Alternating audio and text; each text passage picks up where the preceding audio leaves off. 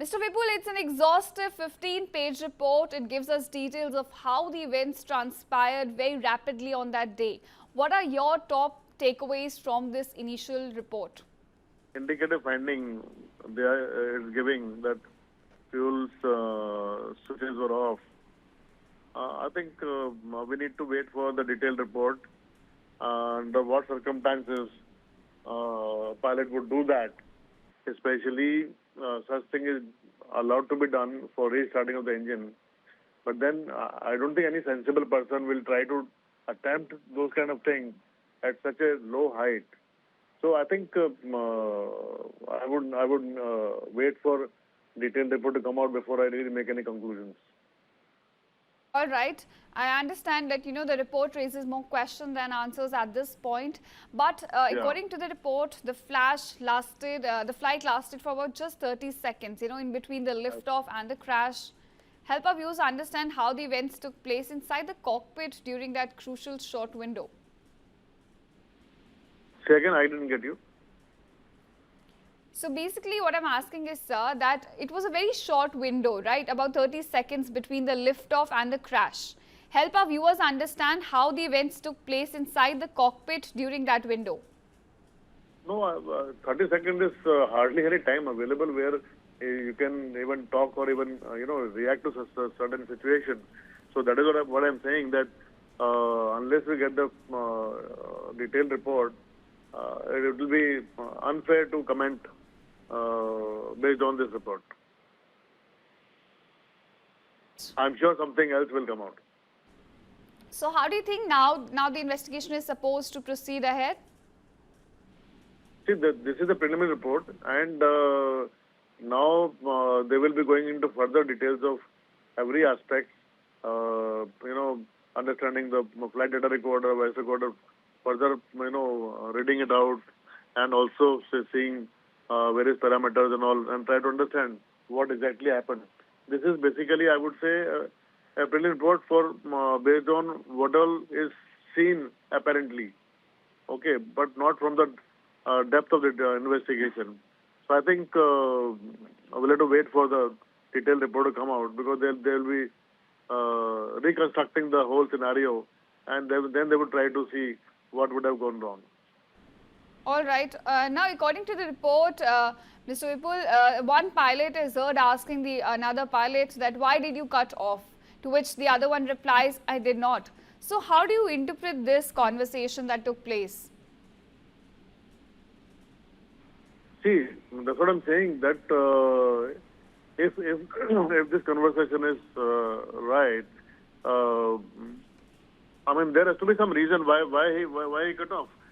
Because at this height, cutting off engine and trying to restart, though manufacturer does not say any particular height for attempting, but normally for every aircraft, if you want to attempt a restart, there is a process and there is a height restriction that below which you should not attempt. I am surprised that about this, why such process was not there. And this pilot also, any common person, normal person will realize that moment I put this fuel shut off, aircraft will sink, and you need a time to recover. Engine will restart, yes, immediately, but then to get the power to sustain the aircraft, it takes time, and that much time was not available. So I really don't know what would have gone wrong. So let's wait for the detailed report. What further happened before this call? I'm sure something must have been there from the takeoff run also.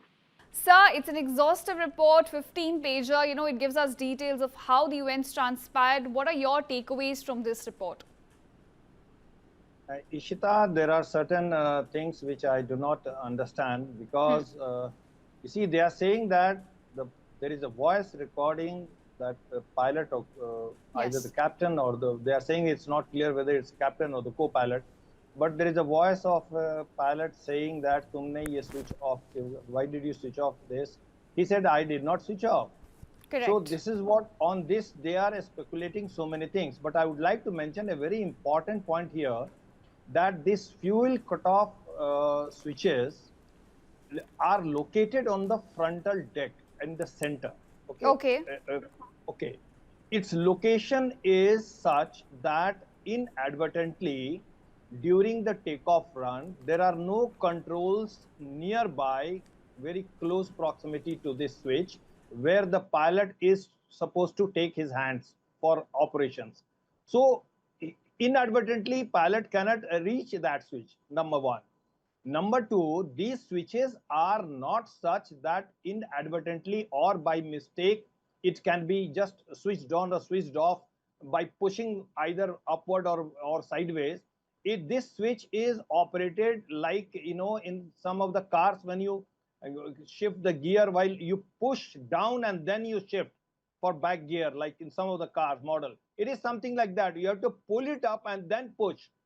So to switch off these fuel switches, you need to do it very consciously. Inadvertently, you cannot do it. And the recording Suggesting also here is says that it that could the not have second, been a human error. I think it is not a human error.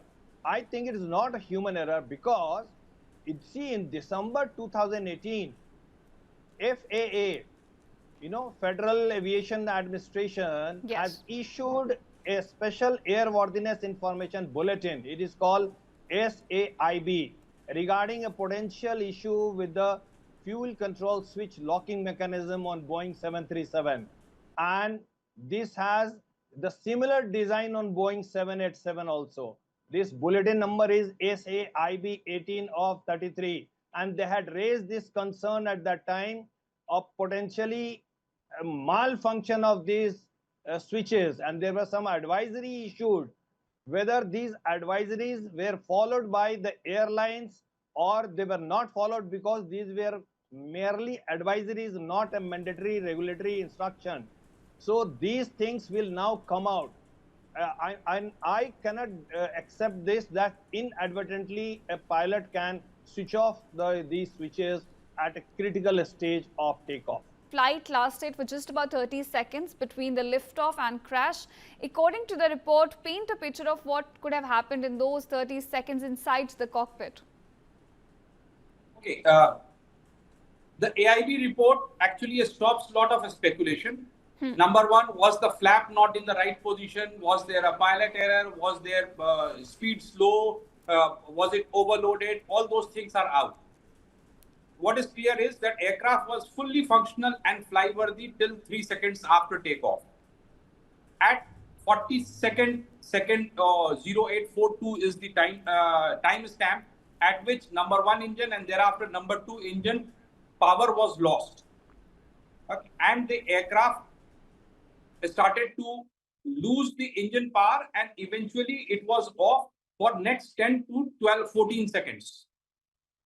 During this time, the pilot asked the other pilot, because obviously if the engine power has gone off and the pilot is flying looking outside, he asked the other guy, why did you cut off? He says, no, I did not. That means it is very, very clear that the engine power was cut off without the action of a pilot. So a system malfunction cut the engine off. It is very clear.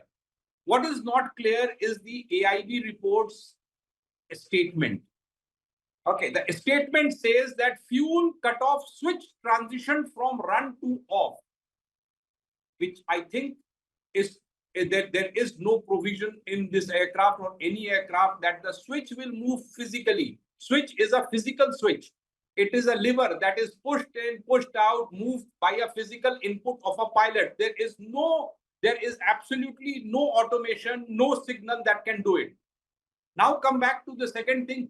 Are they saying that the fuel shutoff valve, that transition from run to off or from open to close, which is what has happened?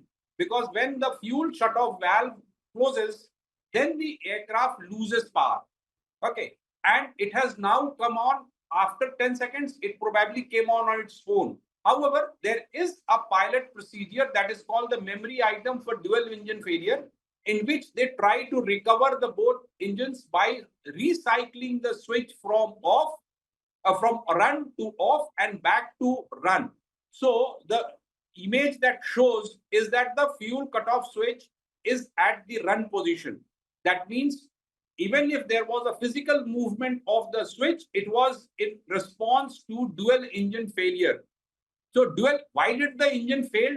Was the reason moving of the control switches? Because in this entire process, if we are talking about the right pilot input, the pilot input would be right to cycle the switches from run to cutoff and back to run. But before that, the power was lost. Power was lost exactly 3 seconds after the takeoff.